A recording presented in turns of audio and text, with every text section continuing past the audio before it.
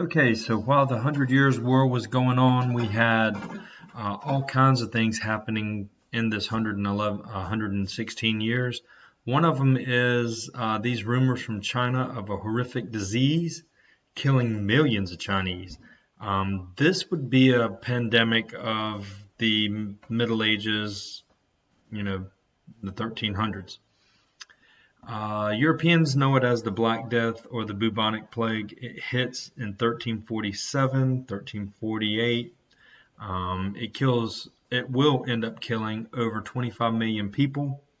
In Europe, over 5 years, one out of every three will die. It roughly comes to about 1/3 of their population. This is not a new disease. We talked about this earlier, how Justinian contracted this in the 500s in the Byzantine Empire, and he was one of the 5% that lived. He survived it. So how does it happen, or where does it come from? It comes from the rats. As you see, they fall from 50 feet unhurt, scale, vertical bricks, all this good stuff. You can read this stuff here. What happens with the rats is fleas bite the rats. Fleas, of course, suck out the blood.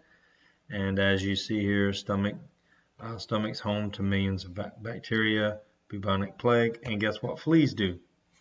Fleas bite humans. So that's how it's spread. As you see here, this is a map of how it spread. You can see it moves through Europe pretty quickly. As you watched in the video, they had 3 or 4 different reasons why this thing happened. The main one you need to know is angry God. They felt that God was angry with them, and God wanted to do away with them. They knew stories from the Old Testament, the Bible stories, and all this stuff. So, as you see, people tied the roses under their noses to basically try to purify the smell because of the air. As you see, Jews have infected the wells, so they start persecuting, and or they start looking at, the Jews possibly have done this. This is a famous picture from the Middle Ages, of course, dressed up there, hopefully protecting themselves, but they're not. Order of the flatulence, as you saw in the video as well. These are people who walk the countryside whipping themselves to show they're sorry for sinning against God. Doctors come to treat it and die before their patients.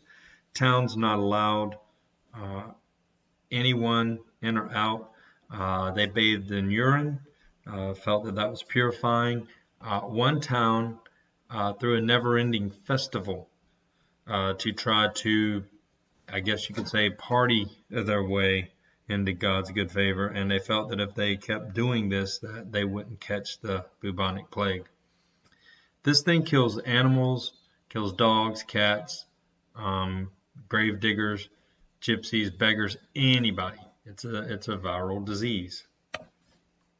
Another picture. So here are the dates that you'll see it comes back.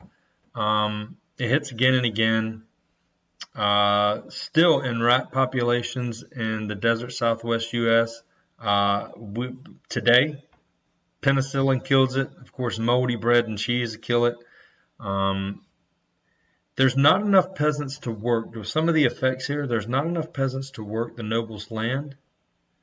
So nobles begin to pay them, and you start to see the rise in wages. If you don't pay, peasant rebellions throughout Europe were starting to happen and becoming fairly common. And here's an important question for most people. The church failed to protect us. Why? So here's some more pictures of the end of the 100 Years' War, I believe.